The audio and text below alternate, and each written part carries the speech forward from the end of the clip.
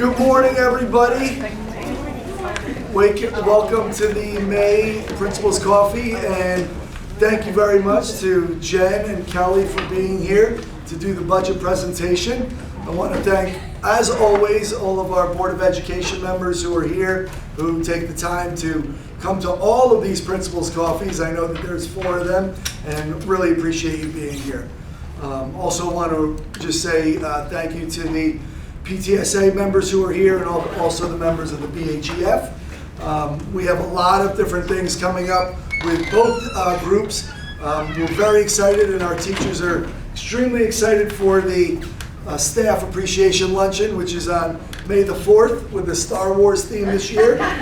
Very appropriate. We have a lot of Star Wars fans as well, so we're looking forward to that. And again, the BHEF, the Fiesta is coming up on Cinco de Mayo. So we have, and it's at Tamarack Country Club. So want to just welcome all parents here, and thank you very much again for coming in. We have a schedule today where Kelly and Jen are going to go over the budget presentation for this year.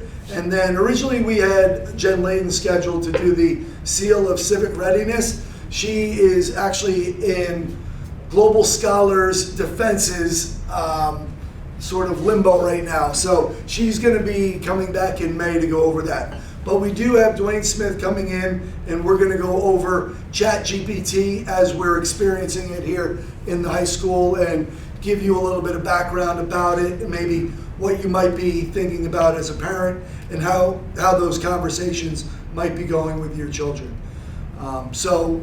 Very excited to have you here in April, thinking about May, and we're almost there. So we do have cookies for you over there today. That's because Jen's here, and coffee as well, so help yourself as we go. All right, so I'm going to turn it over to Jen and Kelly, and I'll get this set up for you so that you can get going. All right, well, I have to start with a big thank you. Kelly, how many parents do we have at Wampus Principal's Coffee? 4? 4. Yes, we're like overrepresented here, so I appreciate that very much because this is important. And I know when we see a low turnout, we think that it is parent confidence. It's not that, we think everybody should swarm to the budget meetings. There are a multitude of opportunities for you to learn about the budget, but I'm so grateful that you're here today. Any parents of freshmen or sophomore boys? Okay, so we have a new parent to the district. You may want to introduce yourself to after. That's how that happens, right? It's a nice community, so you should know and feel that way, right? Okay, welcome. So we are starting with our proposed budget. I would like to also say that we have 2 Board of Education seats, 2 trustee seats that will be open, and the petition date to turn in a petition to vote to vie for those seats has passed, and our 2 incumbents who happen to be here today, Lori Canner and Lara Stengel, President and Vice President of the Board of Education, are running again. Thank you. So we're going to start with our budget, our proposed budget, which was adopted by the Board of Education, $99,725,037. That's a 2.87% budget-to-budget increase. You know that we've had a pretty big increase in enrollment in the elementary grades. We have staffing commensurate with that enrollment. We have also been very careful over the last decade or so of remaining very much below the tax cap because we knew we didn't need to spend that money.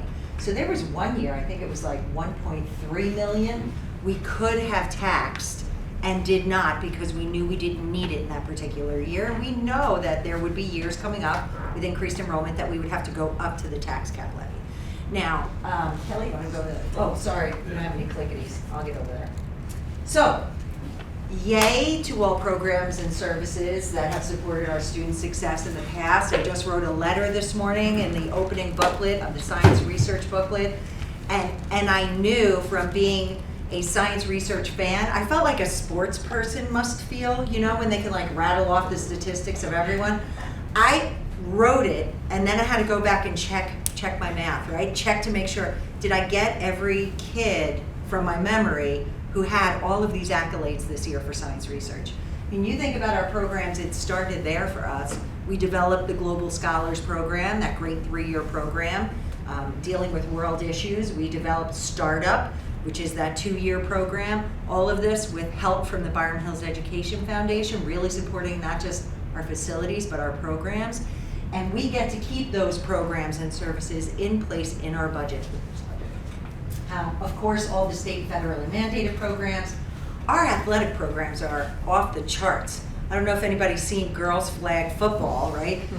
We also have, for our special class at the high school, they were doing basketball last year, and now they also have bowling, so the AU sports are also picking up. Our extracurricular programs remain. We love seeing kids in school after school. We like having them feel part of this community and getting involved. And really, they could jump into these extracurriculars, with the exception of sports, at any time. Just a note. And transportation services remain. We have our own buses, our own fleet, which is helpful to us when we are going to sporting events, et cetera, and field trips. Yeah? All right. So I would, Kelly, but you have to. You have to show them. So just quickly, in terms of the numbers, every school district is required to present their budget with 3 components: program, capital, administrative. Largest component is program. It's essentially anybody, instructional staff, anybody that has direct interaction with students, your teachers, your teacher aides, psychologists, guidance, even your bus drivers. So it's the salary, the benefits, the equipment, supplies of those individuals. That's 73% program. Next biggest category is capital. That's 15%. That's your staff in custodial and maintenance. It's your debt service, your utility costs, your insurance. So anything associated with their buildings, the facilities, the upkeep, the maintenance is a capital expense. And that is super important to me, because of our capital and our ability to have our in-house plumber and electrician, et cetera, and also putting that money toward capital. We have been able to do things like repair our roofs, get a generator in every single building, put air conditioning in our buildings, replace a $500,000 water pipe at Coman Hill that crosses the road. All of these things are happening without us having to go out for a bond. Now, of that capital, of that $15 million, we have $2.5 million that we are still paying for an expansion on our schools 28 years ago. I mean, so this, when you go out for a bond, that bond lasts generations thereafter. And even though there's a little bit of a benefit of being able to write off that money, sort of like having a mortgage, I'm sure that the amount of debt incurred on that bond over 30 years outweighs the good of being able to report it. So I'm happy that we have invested in that capital and that we don't need to do that. And then finally, administrative, 11.8%. That's anybody that's a supervisor or administrative oversight of students or staff. So that's your principals, Our attorneys. I'm just going to do the rest for a minute. Principals, assistant principals. All right, here's a little breakdown in terms of expenses. Any school district, the majority of your expenses into your salary and benefits of your staff is usually between 75 and 80%. We're at 79.1% for this year. Second biggest category is contractual services, 14%. So anything we can't do in-house, we need somebody to come in and either fix something or provide a service, BOCES. That's 14% contractual services. Debt services, speaking about 2.6%. That's our debt service payment. We have 3 more years of that, and our debts will be gone in 25-26, after 25-26. And we might be the only school that doesn't have a debt like that at that point. Yes, there's a lot of school districts obviously do. And then 2.5% supplies and equipment. The maintenance projects we're generally speaking about. Every year we have an amount in the budget to do simple repairs of our buildings, whether we replace a boiler, a section of a roof. And that's what Jen was speaking about. Other districts will defer the maintenance of their building for they have to. 5 years, but yes, because of obviously the expense. And then we go out for a $20 million bond to replace a roof, a boiler, flooring, everything like that. So we're able to do it a little every year, a section of a roof in this building, a boiler here, do a little each year, so we just finally make up that difference as opposed to waiting 5 years doing everything at once. So it's a nice thing to have. You may see contractual services being a lot higher in other districts as well. Since we have our own bus fleet and salaries and benefits are going in here, that's what makes our contractual services smaller than you might see in other places. Yeah, that's a good question. I'm getting there, Kelly. It's good. I told you could do it easy. In terms of how it's paid for, the revenue side, unfortunately, we only receive 5% state aid. The majority of our revenue comes from our real property taxes at 88%. 2% in terms of our pilot. A pilot is a payment of little taxes. Really quickly, what that is a company feels they're overassessed, or their tax value is too high. They go to the town or the county, try to get a reduction or make an agreement to pay a fixed amount or an amount that slowly increases over a 5 to 7 year period. So we currently have 2 pilots in effect, Ingle Berman and IBM. And those are reliable taxes for us. Yep, so that's a steady income, no real large increases or decreases over that 5 year period. 4% in terms of fund balance appropriations from reserves and fund balance, and then finally 1% other revenue. That's our county sales tax. We should receive a share of county sales tax on a yearly basis, and then our interest earnings on a yearly basis, which is actually increased this year and hopefully next year. Here's the actual numbers. So the real property tax, the tax levy, that's an increase of 1.93%, $1.6 million a year. So let me explain that in layman's terms. Sure. So the real property tax is tax levy. That's the amount of increase that is going out to the taxpayers. So even though we have a 2.87% budget to budget increase, the amount that's going out to the taxpayers is an increase of 1.93% because we have a lot of other financials in there that are helping to support the remainder of the money. Again, the payment of little taxes, there's a decrease of 7% decrease. That's just the decrease in IBM and Ingle Berman. It's $172,000. Other revenue, that's at 1%. It's increasing 14%, $150,000. Again, increase in county sales tax and interest earnings we're receiving. State aid, a 14% increase. Really, that's just an increase in our ratio for transportation aid. You know, enrollment's increasing. We're receiving more reimbursement for our transportation based on that increase in enrollments. And then finally, fund balance and reserves, an increase of 16% in order to balance the budget. That leaves the total budget at 2.87%. So the 16.59% is what we're carrying over from one year to the next and what we're using in reserves to help balance that budget so that we're not going out with a higher amount to taxpayers. So here's the tax rates based on the $1,000 assessed value. Now there's market value and assessed value. Market value is what you can sell your home, assessed value is what you're taxed on. Okay. 86% of our properties in the town of North Castle are getting a 2.61% increase. 0.6 and 0.4 of our total properties in Newcastle and Bedford. Together, these are probably about 82 properties. So there's an increase of 2.82 and 8.34. And watch, because there's so many homes in Bedford that actually pay their taxes to North Castle. So you're not in that Bedford. So Yeah. you have to look at that if you're a Bedford address. I do get that question. My address is Bedford, but I live in the town of North Castle. We're gonna get cut off by the pledge here in a. Okay. And we're doing it. Quick. I'll go quick. Mount Pleasant, at 13% of our properties, that's a decrease of 3.78%. Wait, even when we had a 0% budget to budget increase, we were still seeing an increase in the taxes. And that is because at that particular year, houses in Pleasantville were selling for more than in other years. So their assessed value was going up, which means that they pay a larger portion of the taxes. So the good news is when the assessed value of your home is high, it's worth a lot of money. Not good news is you're not selling, you love Byram Hills, you're staying here forever. So it actually impacts taxes that way. So for the first time ever though, we're seeing that decrease. So if you look at Mount Pleasant, for example, if you follow it along, at one point it was 1.072, 1.3, 1.1, right? You get all the way over there, and then finally in Mount Pleasant, reduction for the first time. And then you see Bedford, 8.34, that's gonna be the 40 houses that we have in Bedford. A 2.82 in Newcastle and 2.61 in North Castle. Oh, sorry. And you'll see that they flip. Like some years you'll have a plus 592, and then in Bedford the next year you have a minus 8.39, right? So it goes up and down depending upon the assessed value of your homes. But I am happy to see for the first time, you know, that they're seeing a reprieve, right? Kelly, anything else you wanted to add here? Just the shift that you really have. Take a look at 15, 16. You know, again, these are about 80 properties together. You have a couple, 3, 4 properties that sell higher than their assessed value taxable value to really shift your total in terms of your tax rate. The more of the levy you're going to take. You see a 12% increase here. But in these smaller property-wise, in terms of districts in Byram Hill or properties in Byram Hills, that can really shift them up and down, depending on the assessed value. Now, the town of North Castle has had decreasing assessed value in these 3 years here, whereas Mount Pleasant has kind of been pretty consistent in their assessed value. So really that increase in the levy went from North Castle to Mount Pleasant. Oh, there we go.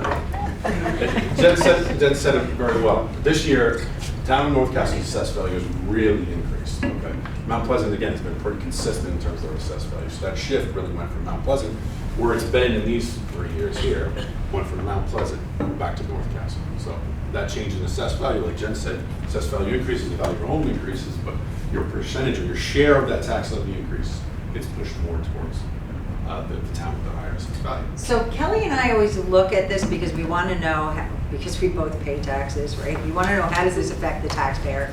So we look every year at what is the percentage of increase or decrease. We take an $800,000 home, right? Mm-hmm. And we figure out what are the taxes going to be on an $800,000 home. And that's important to us to look at the impact of the taxes, because you can look at percentages and all of that, but at the end of the day, you want to know, how is this hitting our community?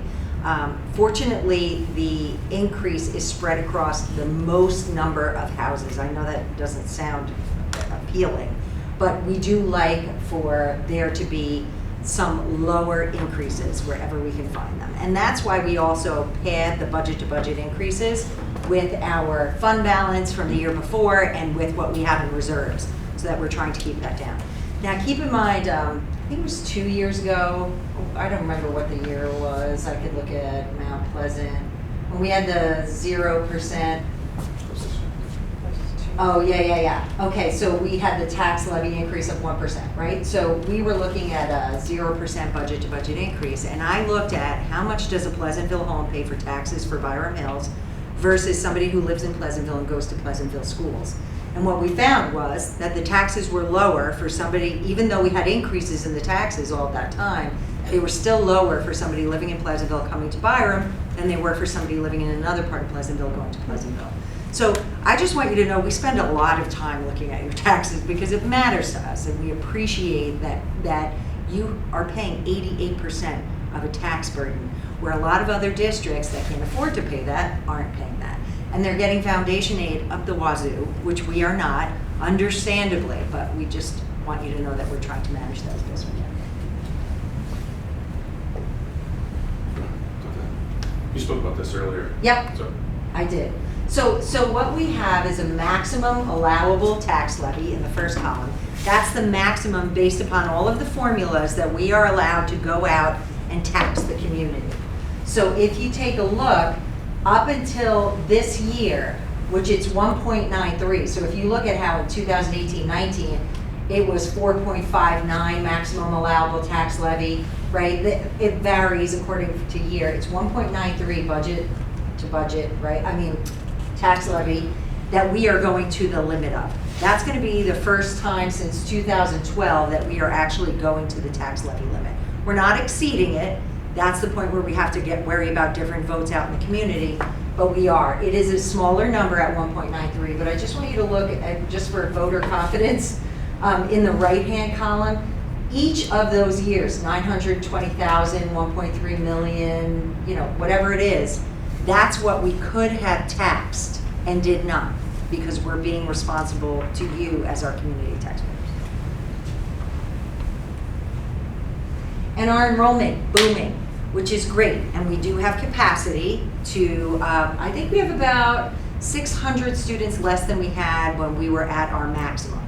But we are growing, and those early elementary grades have 10 sections, right? As opposed to some of the 8 sections or 7 sections that you see throughout. So keep in mind, 27, 28, these little children aren't born yet, so this demographer is doing the best job that they can. But they're pretty accurate for us, mostly. So we're looking at 23, 24 of 2,349 students. And as I said, my predecessor used to say every student K-11 will have the opportunities afforded our graduating seniors. I like to say more opportunities than our graduating seniors. And I think our graduating seniors really paved the way for what students need.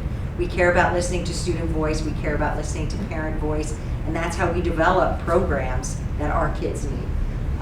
And I would like you to go to our website for curriculum and instruction and academic departments to see the work we're doing. And on our website, a special recognition document, which is absolutely fantastic and covers the district in total as to everything that we are working on and achievements of our students. I think that that is it. So I have to say, that is what the ballot looks like. Front budget. That's for the budget. And then the back will have our two incumbents, Lara Stengel and Lori Canner, if you wish to cast your vote. And they are going to be doing curbside PTSA. Thank you so much. So parents who want to just drive up and leave your children in the car, you can do so, which is helpful. You know, I see, especially when I was at Coleman, Kelly and I used to do COVID dismissal and arrival at Coleman Hill, and you would see a parent show up and literally like two kids in a car seat and the one popping out from Coleman Hill, and I used to think like, how are they getting that all together in the morning and they're getting these kids to school on time? You will receive this in the mail. This is our budget brochure. The bottom right-hand side, the school district budget notice, that should be exactly the same for every single school district. It's a requirement to set it out that way. And then we go into an explanation and some Q&A about voting. So I encourage you to vote. We have about over 11,000 potential voters in Byram Hills. And sometimes on years like this, without like a contested election or something, we might get 400 people come out to vote. So we appreciate anybody who can come out and share their voice. And that's it. That's it. If they have any questions? Any I don't know. questions? They might have some. You're pretty thorough. Thank you both so much, and thank you to the district for all the work that goes into this. It's a Herculean task, and you always are all mindful of keeping all of our programming and being mindful of the incoming classes, and I know the administration has to put together the budgets for each school, and I'm just very, very grateful. Yeah, that this is a everything continues, so thank you. multi-month Yes. process. Yeah. Yeah. Thank you, everyone. Thank you. Thanks for being Thank here you, so much. Thank you. All right, so I'm going to switch gears and we're going to talk about more theoretical things that we're seeing in education just in general. So back in the fall, Mr. August came in and said, "Oh, have you been on ChatGPT yet?" And I'm like, I have no idea what that was. It felt like my father. Technology. So he described it to me, and I was a little reluctant to believe in the power that it had, but then I watched it, did some things on it, and blew my mind. I asked ChatGPT to write a graduation speech as the principal of Byram Hills High School, and it spit it right out.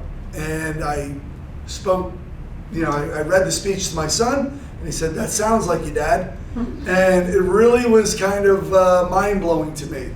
So the ChatGPT, basically what it is, it's artificial intelligence. Now, many of you are like me. You grew up in the age of Terminator and The Matrix, so you have a healthy skepticism of giving technology too much power. So it uses natural language processing techniques to respond to user-generated prompts. So one thing that computer science people will use is this thing called the Turing test. And it's named after Alan Turing, who described the way that machines were becoming intelligent. And the real test to see whether they were intelligent is whether you could have a conversation with them, and if you would know the difference between speaking to a machine or a human. So at this point, we're sort of in that world where machines are almost more intelligent in certain ways than humans are. I was reading an article this last weekend.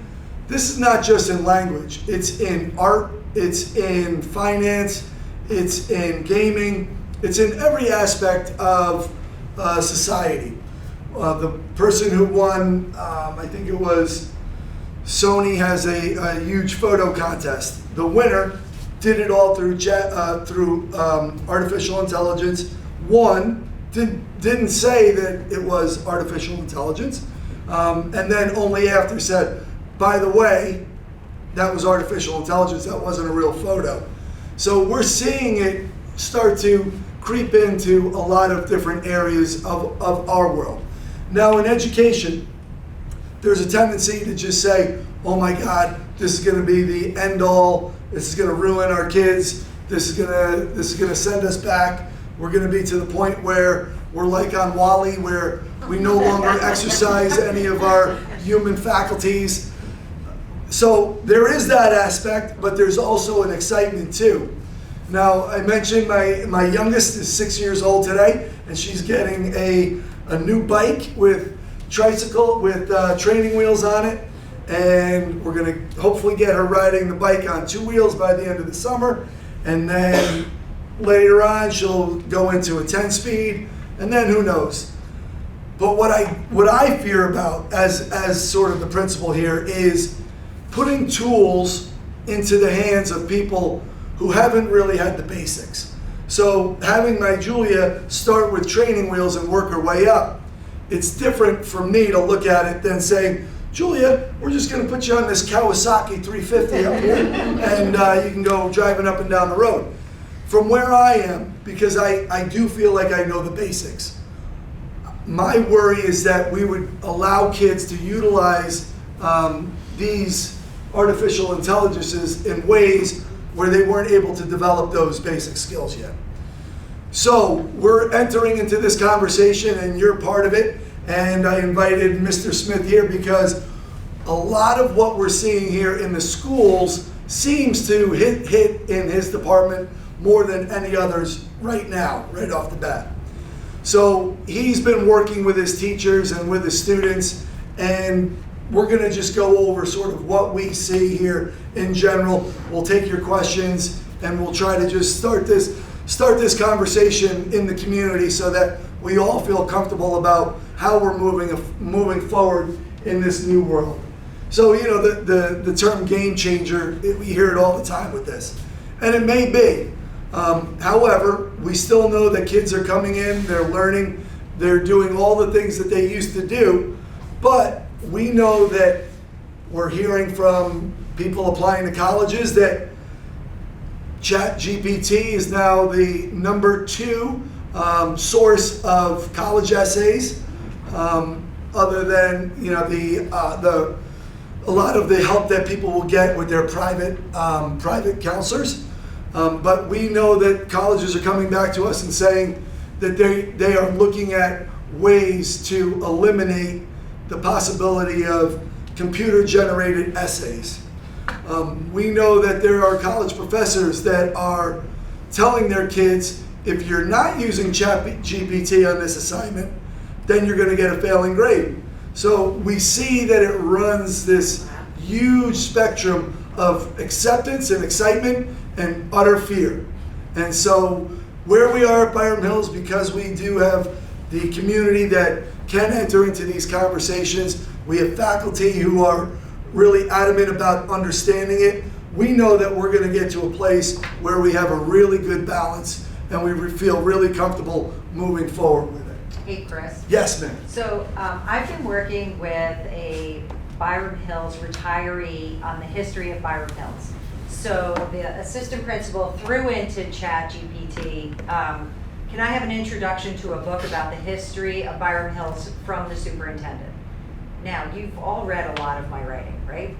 So it's with great pleasure I introduce this book about the history of the Byram Hills School District. As superintendent, I've been fortunate to witness firsthand the incredible growth and transformation of our district over the years. From humble beginnings to a thriving community of learners, Byram Hills has always been Totally. How about this? Throughout the book, you'll learn about the challenges and opportunities that have shaped Byram Hills into the exceptional school district it is today. You will discover how we adapted and evolved in response to changing needs and circumstances. Wait, and then the end. I hope you find this book to be informative, engaging, and reflective of the wonderful community we've created together. Thank you. It is me. Yeah. So then someone said yes, because 33 years of writing about Byram Hills is out on the internet from you. And so AI took you and gave you. It's incredible, right? Wow, that's great. I know. So it is a little freaky. That's what AI is. It learns and it gets better and better. It's going to continue to to learn every time you write something. It'll get better. and You're gonna better. get better and better, Jen. But that's pretty crazy. Right. I'm gonna get nervous if you from 50 years from now comes back and destroys your cell phone. So, just as a way, we won't go over all of these links here. These are from Andrew Taylor, who's our Director of Technology, and is really at the forefront of this as well. I put this resource page up there, and I'll include it when I send it out. If you want to go down the rabbit hole one night and just click on those links, your mind will be blown. So I'm going to send that off when I blast it out to the community. Okay, so I'm going to invite Dwayne up now, who is our English chair, and to just where the rubber is hitting the road right now with this is really in the English department, and he's going to go over sort of some of the things that they've been working on to support students, understand the technology, and help our kids go from training wheels to Kawasaki's. You had a Kawasaki growing up, didn't you? Jen, I will tell you with the history of Byram Hills, I did take the liberty of asking ChatGPT. Now this was 2 months ago, so it's probably improved measurably since then, but I asked for a list of famous alumni graduated from the school, and probably about 9 out of 10 were completely wrong. Really? Reese Witherspoon apparently graduated from here. I didn't know that. I expected to see David Harbour, I expected to see Laura Branigan, Tom Kidd, but those ones weren't even listed, so, we'll see. I'll get into that in a second, From but Howard Zorder, Bryce Dallas. crazy. I've been here since 1998, so just to give you a little bit of perspective, at the time we were using Lotus. Okay, so I remember coming in here thinking, what the heck is Lotus? I was using, I think, Microsoft Word in my home life at the time, and Lotus didn't make any sense to me. We had just come from the browser wars between Netscape and Internet Explorer, so this is, again, me dating myself, but it's like that was what was really fascinating to people in the tech world at the time. And over that time, I've probably in my department had numerous conversations about how things like spell check are going to affect students and how they learn to write. How grammar checks, when those started to become more popular, and now Grammarly, which we actually use with our students on a regular basis, how those are going to affect writing. And it seems like with every single new invention or technological advancement, we're constantly asking ourselves the same question. So I'm an eternal optimist. I'm also a tech junkie. So as an English chairperson, I use technology all the time. I find it to be very beneficial for the students, for me, and I'm always looking for ways to hopefully make the classroom a better experience for students and prepare them for what they're going to see when they get out of our schools, which is why it's important to note what colleges are doing with ChatGPT at the moment. So everything that you're going to see right now just is a little bit of an intro. So Chris covered some of this, but I want to give you a sense of how we're thinking about this as a department and what it means for the work that students are going to be doing. So you probably, if you have played around with it, you've seen this home screen for ChatGPT. If you are also interested in it at this point and you have Snapchat, you may have already had conversations with your own AI. If you have a Snapchat account, I know that the students are actually just mesmerized by this right now. They have their own friend that lives in their Snapchat app with whom they can have conversations and real life back and forth text messages and exchanges. Comes with an avatar. It's an amazing thing. I was speaking with a friend of mine the other night who was worried that her son was actually getting romantically involved with his AI. So I'm sure there will be films about this at some point. It's going to change things. So there we go. One of the things that I will let you know is that really the first thing that ChatGPT does is it does a better job in some ways than Google does. We continue to ask students to become better at searching. Letty Nardone, our librarian, talks about becoming a smart searcher. If you just type in a word, like Byram Hills into Google, you're going to get a lot of information, and it may not be what you want. And so the emphasis now on being able to have a conversation back and forth with the chatbot to be able to drill down and really get exactly what you're looking for, that's what this is going to be all about. So yeah, it can give you information that can easily be looked up online. This is just a search that I did for themes and raisin in the sun. And as somebody who just taught that play this year, okay, here's some of the themes that we're going to be talking about. And they're all accurate. These are all the themes that we discussed, everything from dreams and racial discrimination and family and community, economic struggle. For a student who might struggle, this is a great starting point, for instance, for them just to get a little bit of an introduction into what they're about to read. So in my mind, nothing harmful in doing that. If I go through this, then the one thing I do want you to know is Google, of course, weighted. ChatGPT was actually funded by Microsoft. So one of the things to know in the background is that part of what's going to be happening is that Microsoft is going to start to integrate some of these features into the software that it currently has. So in Word, for instance, you can start to have a chat bot that you're going to be able to respond back and forth with to help you then create a template for whatever you're working on, and it'll spit it right out for you. Google put out Bard. This is actually a screenshot of what they were doing with theirs, planning a trip for an anniversary, give me some places where I can go that are within a 3-hour flight from London Heathrow. Eventually, because this will get smarter, what will happen, of course, is you'll not only have the places, but it'll have the capacity to book for you. It'll have the capacity to do some of those kinds of things. This is changing our lives before we even know how to process it in some ways. Now there are limitations. This is from the ChatGPT screen. It can give you incorrect information. Case in point, the Byram Hills graduates who didn't actually graduate from here. It can produce harmful instructions or biased content. That's been a concern. I've seen numerous articles about the content itself being biased. And also it's limited in terms of its knowledge. Now all of that's going to change. Right now the free version is ChatGPT 3, which is a step above what we typically use when we have autocorrect on our emails.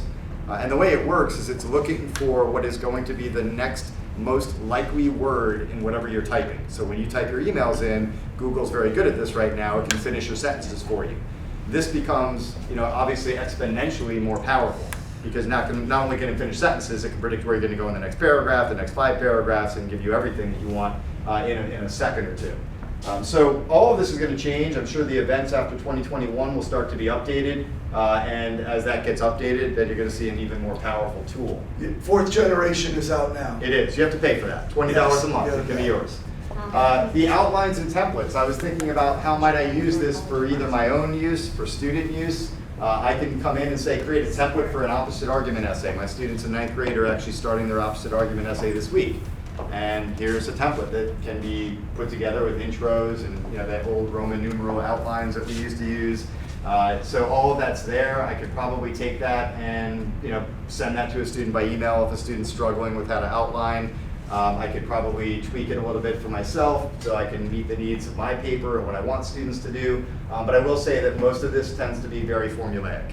And that's going to be one of the lessons that I think the teachers and I will be doing the work for, which is trying to figure out how to actually go beyond the formulas, go beyond what it is that's out on Google for an opposite argument paper, and really make it our own. So of course it gets it wrong sometimes. I asked a very simple question to summarize Act 2, Scene 1 in Raisin in the Sun, and it gave me an answer that was completely wrong. The information, I don't know where it was getting this from, but this seems like something that a Google search would do even better than ChatGPT. So the actual summary, which I had to ask a few more questions about, I kept telling it, oh, you got this wrong. That didn't actually happen in that scene. And then it gave me a rewrite of it. So eventually it got to it. So again, this can be inaccurate. And that's something that we're going to have to look for with student work. If students are using ChatGPT, will they understand when those inaccuracies occur? Will they have the knowledge to know that they're actually putting something back on the page that isn't actually fact-checked? So what should we do? Well, the first thing I did with my teachers is I asked the chatbot, what the heck should we do? So the chatbot recommended a few things. Writing prompts, to provide students with prompts and have them generate them. Vocabulary building. I actually thought this was interesting for vocabulary. You can go into chatbot and you can say, well, I want 15 sentences that use the following word. And it'll just construct 15 original sentences for you. It could be useful in terms of helping students understand how to use words. How to use heretofore, notwithstanding. Exactly. These are things that, again, could come down the line and have some benefit. Reading comprehension, I had one student yesterday tell me that when he studies for things, he asked the chatbot to give him study guide questions for a science test, for instance, with the answers, and then he converts them into slides that he uses to study. And so this is kind of an interesting approach. But for reading comprehension, the same thing is true. You can take a passage, plug it into the chat bot and ask it to spit out 5 or 6 different reading questions that you're going to then answer. But then it can also give you the answers for them so you can compare your answer to the chat bots, things of that nature. Essay grading, honestly, it's not as good at this yet, but it's going to get there. I already have taken student essays and plugged them in and said, can you give me 3 different suggestions that this student might benefit from to make the writing more sophisticated? And it'll spit out some things that actually are very similar to what I would have told the student. Sometimes it's pretty generic in terms of its responses, but if you ask the right question, which is part of what we have to teach students to do if we are going to have them using this, they have to know how to query it. And they need to know how to actually ask those questions in ways that are going to yield the kind of responses that they want. It can give us some fairly good information about the writing. It can use some wonderful things like summarize articles. So a student who has a 30-page article and wants a brief on it, but one doesn't exist, that can happen in a matter of seconds now. It shouldn't replace the reading of the article, but it should at least give them a sense of, okay, now I have a little bit of information going in before I start to read it. I think of my students who were reading Machiavelli earlier this year, and they probably didn't like me too much when I brought it in the first time. But that would have probably helped them to have a nice little summary of Machiavelli, similar to what we saw in like the old Shakespeare books where they used to summarize the scene you were about to read right before you read it. So that could be helpful. Creative writing, there are any number of ideas, and maybe this touches on what you were talking about, Chris, in terms of like who owns this now. But the creative writing ideas in terms of giving students prompts for what they could do with it. I actually typed in, and I can show you this later, I wanted a modernized version of Sonnet 130 from Shakespeare. That's the one that starts with "My mistress' eyes are nothing like the sun." Those of you who are Sting fans, he sang that song in the 80s. And it gave me a modern version. It mentioned things like chapstick and screens and all sorts of stuff, and it had the same rhyming structure. And so it's an amazing creative writing tool, I suppose. And then of course we have the option to translate anything into whatever language you want it to be in. So those are all things that it could do for us as teachers. I asked the same question about how students could use it, and some of the same answers appeared. For writing prompts, for vocabulary, for research, for reading comps, summarization, as I mentioned before, and then even grammar assistance. Personally, I don't think it's as good in terms of the grammar as Grammarly is. Grammarly tends to be pretty good in that it actually gives students a little bit of a sense of what you were doing wrong and then how to fix it, so that's a good thing. So here's the problem we're having right now, is students are reporting at the high school level that they're using this. Whether it's for research, whether it's for study guides, whether it's for getting an outline before they start to write papers, or whether it's a student who may try to pull the wool over our eyes and write an entire paper using ChatGPT. How could they not? As a high school student, when you can spit out 5 paragraphs on a raisin in the sun in a matter of 3 seconds and then go back in and tweak it a little bit and make it yours, I get it. It's there. And as teachers, we had to think about, well, what can we do about this? And this is going to become an arms race right now that unfortunately I don't think anyone's going to win. GPT-0 is a program that actually says it's going to detect whether something's AI generated. We use a software Turnitin program that actually checks students' papers against a bunch of different databases. So I could tell if a student turned in a paper that a sibling submitted 4 years prior. I could tell if a student submitted a paper that was one that they found online, or if a student was using phrases from SparkNotes. Turnitin just added the feature to actually be able to detect ChatGPT, but with one caveat: it is hardly foolproof. What you get back is something like this. Your text is likely to be written entirely by AI. And I don't know about you, but I don't feel very comfortable in a court of law trying to sit there and suggest that a student used AI and making this a gotcha moment where I'm only out here to try and detect who's doing this and who's not. That is not a great place for me to be in, for my teachers to be in, for our families to be in, and most of all for our students to be in. We need to do a better job, I think, of actually teaching students how to use it, and also when to use it. When is it appropriate? When is it not appropriate? Is it something where we are expecting students to not use this at all, ever? Or could a student, for instance, use it as an outline tool and then come in and write the paper? One of the things we did discuss as a department is that partly what we need to start thinking about is the place that writing has in the classroom. So since the advent of the laptop, most of the writing that students were doing was happening at home. And now we have a situation where students are coming in and we don't know whether the writing that's coming back to us was something that the parent helped them with. The parent wrote, hopefully not. The tutor wrote, the tutor helped them with, or the chatbot wrote. And so we have a situation where it's very hard to really look at exactly what the student has produced, which to me is going back to something that I've preached to my department all along. It's about process. It's about how do we know the process that a student's used to work on a paper? Have we seen it from inception all the way to conclusion? And if we're looking only at that final piece that a student submits, and we're forgetting about the process that a student uses to write all along, then we're not really teaching them how to write.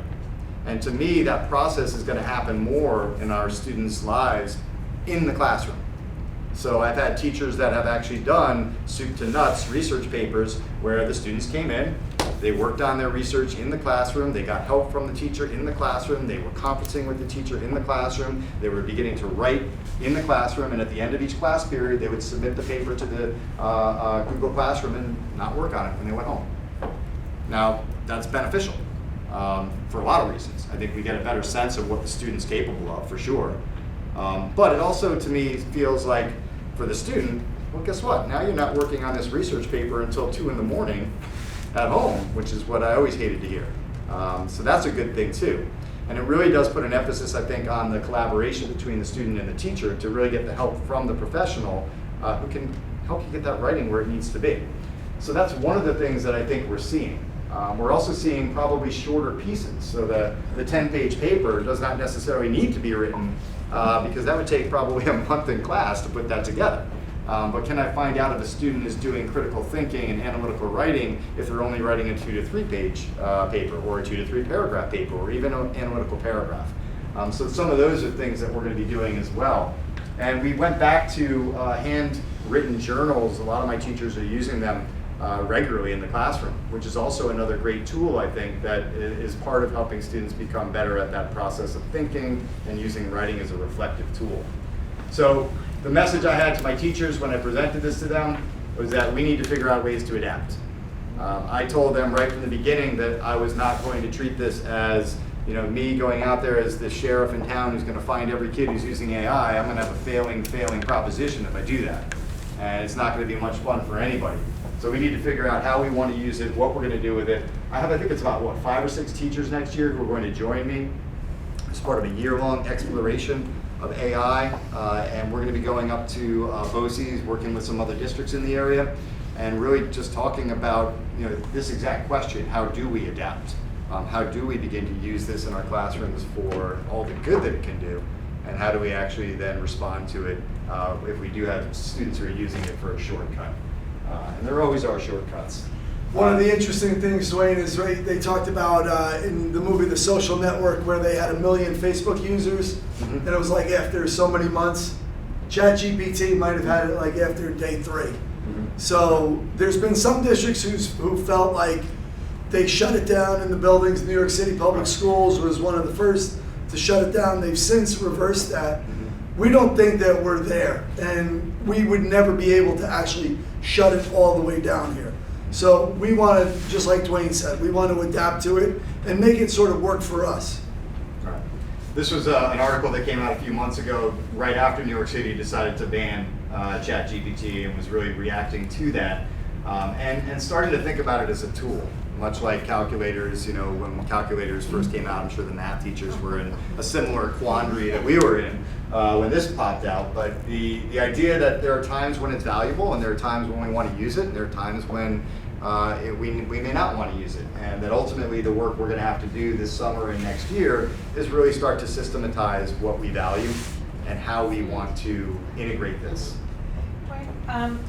With all of this in mind, and the fact that this is not going anywhere, Right. so our only option is to embrace it as a tool rather than Sure. think of it as cheating. In terms of college essays, where they are only seeing the final result, not the process, I can't help thinking, but what's the point of the college essay? And how are colleges able to differentiate between the kid who's writing it on their own and working for months and months and months on this essay versus somebody who's using ChatGPT? And listen, the argument there too is that for the last 20 years, I'm sure there are tutors that have written college essays for students. Tutors who are phenomenal writers who all of a sudden sat down with a student and in 2 hours crafted something that was But I brilliant. feel like colleges can, like the admissions officers, they're onto that, right? They know, they can Some. tell that this was written by Yep. adults. Some? No, I don't. I don't believe. I don't think they're picking that up. I think ChatGPT. There are certain things that you can. It's almost. It feels like it's like a nice day, but it's not a gorgeous day, right? It lacks heart. So, and that's really when you pick it up. If Gotta you're use writing GPT about 4. yourself, it's really hard to. The to authenticity. right, that- It comes through. Personal experience, right? Yes, But- personal experience. So I think that they pick that up, but there are so many opportunities to use this in the process that I think colleges are gonna have to change. They're gonna have to change the way We they also do. learned recently that colleges are using avatars. Oh, yeah. to meet with Yeah, their students. interviews, they go onto they go onto a screen. They don't even meet with a live college official. It's an avatar. Internships are doing that too. Yeah. What was the old one, the Ask Simon? Yes. Back, way back when? Yeah, so they Ask interact Jeeves. with Jeez. this avatar, and it asks them questions, they answer it, and somewhere down the line, a human being, I hope, looks at those answers and says, okay. But I mean, our kids, we ask a lot of them, and now we're gonna say, these are the things that you need to do when you're talking to a robot. It's like, another. Oh yeah, they know that it's an AI that We they're spent a speaking lot of to. time in sixth grade on teaching how to fact check, so this might be an incredible tool to teach our students how to fact check. Listen, it might have the right information, might not, so don't rely on this without fact checking. It might be good early on to teach them. You gotta go to other sources that are reliable. So this actually could be a great learning tool if used wisely. Right, and Mia, back to your question about the colleges too. I mean, Chris mentioned that things are going to have to change. I mean, I certainly anticipate that they're going to have to look at multiple metrics now, whether it's having students submit portfolios of work that give them a better understanding of the entire student. That's something that could be part of this. Who knows? Jordan, it sounds like you're talking about a master transfer. Interesting. Might need video, you have to do a video. Might even have to do a video conversation. And in fact, that's one of the things that, a lot of the professionals with whom I've had conversations have spoken about, the power of, for instance, an oral exam. We did this once in Global Scholars when I was working with students who had just done a whole unit on climate change, and they had to come in and talk to us about what they learned. And they had to sit down in conversation and talk to us about what they knew, what they learned. We pressed back with questions. We asked them to explain certain things that they, were dropping, these little names that they dropped in, whether it was, the depletion of the ozone layer. Oh, tell me how that happens. What was going on. And it was powerful. It was something that they really had to prepare for. Nothing that the chatbot can do can get them ready for that face-to-face conversation. And to me, that's one of the saving graces, because the English classroom has changed over the years. It is no longer just drill and kill grammar lessons. It's no longer just writing theses and responding to a text that's in front of you or answering questions. We're up here teaching students how to use technology. We're up here teaching students how to get better at public speaking. We're up here teaching students how to design presentations. I mean, it's an amazingly different place than it was when I was in school, and certainly I would imagine it's going to continue to evolve. From the card catalog. Another funny story. Microfiche. The microfiche. Last month, there was a number of us who went to University of Michigan Depression on College Campus Conference at the University of Michigan. But we were there on the plane, and the pilot came out before we took off and said there's an issue with the starter motor, whatever. So we were bored, and we're like, all right, how do you go about, what's the best way to fix a starter motor on a Boeing, whatever this plane was? And it actually spit out all the things. And we were saying, all right, they might be able to do that. We might actually be able to get out of here. And it was able to tell us, right, how to go and fix this starter motor on a plane. And Dwayne was the first to start speaking about how he uses it in his daily life. Like, okay, I want to go buy a new car. What are the steps I want to take? If I drive this amount of time to work and I put this many miles on it a year, right? Those things. Hey, I'm looking to upgrade my AC system in my house. What steps should I take? Right? All those things, it can be really, really, really good. I think what ultimately we need to do here, though, like Dwayne was getting at, is allowing our kids to demonstrate who they are in really multiple different ways. It can't just be through the written word at this point. And I would say, I mean, you know, the way I've used it, even over the weekend, I found a very useful, time-saving way to use ChatGPT. I had a survey with over 300 responses, and the responses were long answer text responses. And I had the chatbot take those responses and summarize them into 20 bullet points for me. That would have taken me 10 hours. What do you scan it in? You just cut and paste it in and say, can you look at the following information and summarize it based on key themes? And it did it for me. Now, I had to go back and sort of tweak some of the language if I were actually going to present this and sort of say, all right, but it was a brilliant way of at least saving me some time that would have been onerous. Jessica.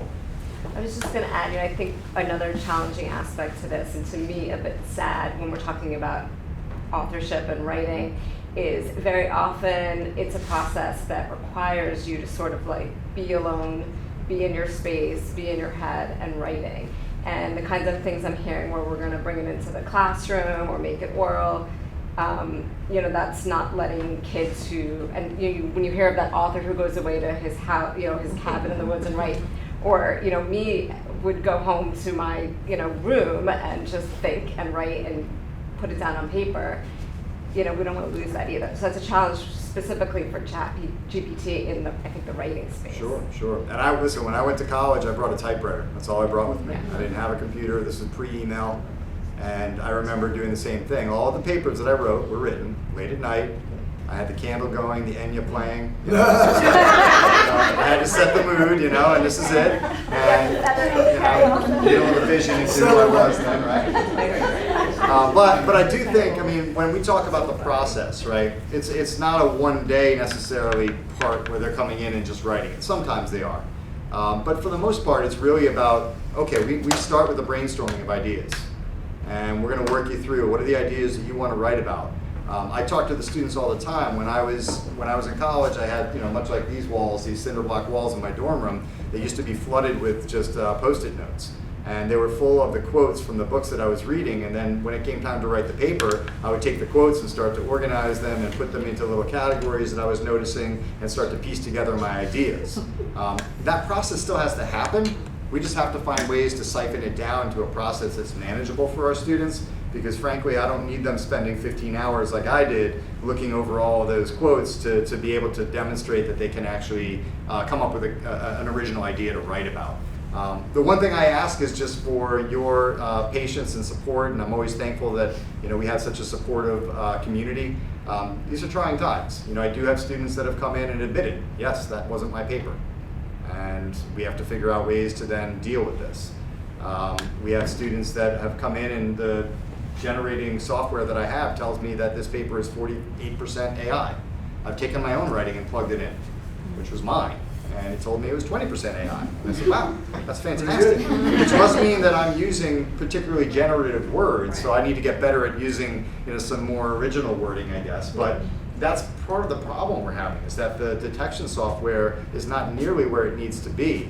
And that's something that I feel very strongly about. I want to use it as one metric, and then talk to students about process and talk to students about how they should be using this. So your 20% AI writing, did you use something like Grammarly for that? Because what I've noticed with that, my kids using over time, is the way that it will correct their language, and but you just wouldn't even say it that way. You would just rewrite the sentence. And that's frustrating to me as someone with a writing degree that drives me crazy watching this. It's like, you would just never speak that way. You would never write that way. But because it's trying to make what you already wrote work, it writes these very generative sentences, as you're saying. So I don't know if that's just something that teachers look for, but is that something that we're also working on, trying to, these kids are very heavily reliant on their Grammarly. They are. And even my kids who I'm Yep. real mean grammar mommy sometimes, and like they're still really reliant on it. And it's, you know, I think we need to be drawing them away from that because it is all sounding generic. And I think, listen, we try as best we can in the department to give students a variety of different types of experiences. So there's time when that pen to paper in the journal is going to be important, and they need to work on getting their ideas down in a succinct way when they're writing that way. There's times when they're going to use Grammarly. There's times when they might have a document they're working on over a course of a couple of weeks or months, or our science research students, years. So every writing experience is going to be a little bit different and have different challenges, but you're right, Grammarly does the same sort of thing where it does take a sentence that it views as incorrect and tries to correct it, but it is in a particularly predictable way. Yeah, and I just think in the long run, the fear is that you lose real writing. Correct. Because the more everyone's exposed to ChatGPT or any other kind of generated language, we forget what natural language was, right? It becomes, this is what writing sounds like, not this. But it's gonna actually become worse because the more people use it. Exactly, it's it going to just get better keeps and beating better off and better. itself, that's the problem. Like, I don't think it becomes better. I think It's gonna it feeds become off natural. itself more and more. Well, I can tell you, I was lucky enough to shadow a 10th grade student yesterday and was in an English 10 class, and they were going over parallelism and they were hammering home on grammar, and they do that in class still. It's not something that is lost or we feel like, oh, you don't need to know grammar. They were going through things that took me back to my 7th grade English, all through 11th grade English. And I said, wow, I really have forgotten a lot. But they do all of those grammar lessons in school, and it's not something that they have, you know, passed along to any sort of AI. So You gotta hope that, you know, everybody has the same ideas with ChatGPT, so new ideas and new thinking is gonna come out more. If everybody has the same ideas, it may expand the creativity, I think, Yeah. for students, because it's gonna stand out. If everybody has the same 3 bullet points on a book, your new idea, your new thought, it's not anywhere, is gonna stand out. So I'm hoping it, I'm optimistic, doing it. You're that glass half full guy. Yeah. Well, we appreciate you looking Yeah. into it and incorporating it and, you know, conceptualizing how it's gonna change our, you know, we have to sort of ride the wave with it rather than push against it. it's, you know, you think about the old, you know, the blue books, you know, how your arm would get so tired and after being in college and doing that. There's a lot to be said for being there with nothing else other than your brain and your understanding of what you've learned and putting it on a paper. There's one side of it. The other side of it is, when is the last time that you actually were in a place where what you wrote was scrutinized just at that moment, right? We're all in front of computers. We all have the ability to write emails or, you know, write speeches or whatever we're doing with added assistance and added help.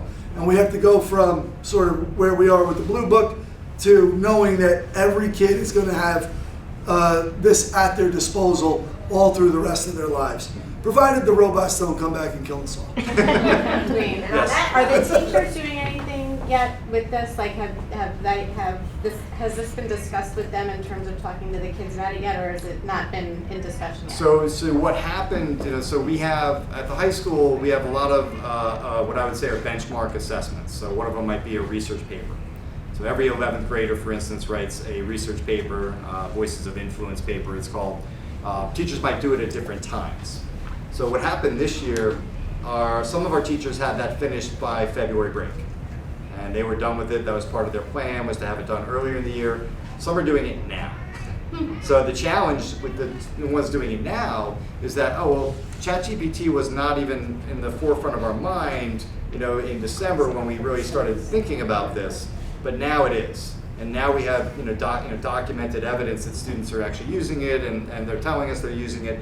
So yes, they are talking to the students about expectations. They should be making it clear, and most of my teachers are in agreement that when we're giving a writing assignment, unless we expressly tell you to use it, you should not be. All right, so there might be some teachers who say, okay, I'm fine with you using it to brainstorm ideas. That's it, that's the end of it. And that's going to be our challenge, is to really systematize that and make sure it's clear to students, make sure it's clear to families, We may need to update our student handbook to have, something about this in it. These are just things I'm thinking off the top of my head in terms of how we're communicating it. But yes, and that's going to be a big challenge for us, is to make sure that that is clear and that students know when they can and cannot use it.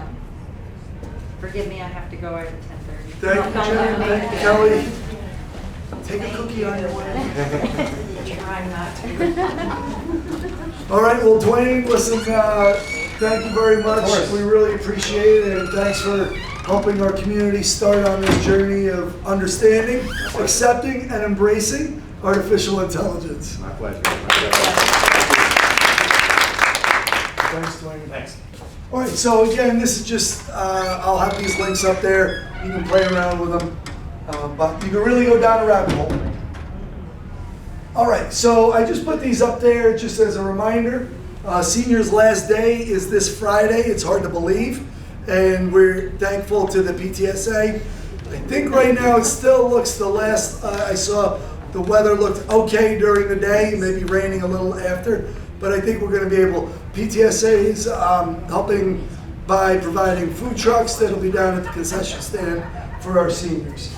But on Monday, it's a big day because we kick off with our AP exams, and we also kick off with our juniors driving. Any junior who wants to drive, the forms and the application are up on the homepage, the high school homepage, so they can go on and start to do that. So here's week 1, and our seniors will be out on internships. And then we have week 2. And this will all be sent out. And then we have the Regents exam week. So a little bit different this year in that normally we've had it so that the chemistry Regents is usually the last one our kids take. But because of the Juneteenth holiday and the way that the calendar works, we have our actual local final exams. So these are not Regents exams on the last day. These are our local exams. And we would have loved to have been able to put them anywhere else, except the calendar just shrinks on us. And we don't want to have kids overlapping exams. So that's going to be the last day of scheduled classes will be on that Tuesday, June 13th. This is different as well in that our U.S. History Framework Regents, which is new this year, it was going to be done last year, except with the awful shooting in Buffalo, they had to pause it. So this is the first time it's being given. That's why they give it earlier, so that they can have time to score it, standardize it throughout the state. Now, on that day, our 11th graders will come to school and take the test at 8 a.m. They are not expected to go back to class that day.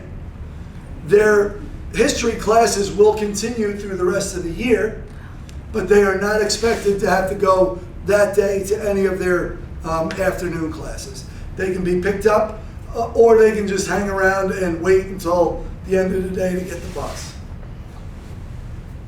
You'll see the Earth Science Lab practical. Teachers are going to assign a separate slot, and they'll communicate that directly with students. And then our last 2 days, Wednesday and Thursday, teachers will be grading. We'll be doing report cards. Will be posted on that Friday, June 23rd. Yes? When they have a Regents that starts at noon, do you bring them in at noon? Yeah. Or do they come in on the bus? Nope, you bring them in. So in the morning, we have a morning run, and then we have a run at the end of the first test to send them home, and then we have a run at the end of the day after the last exam. And we'll communicate all the bus runs. Bus run? Yep, yeah. Yes, Jessica. Are teachers still teaching new material, or do they typically at some point start to prepare the kids for sort of these year-long tests?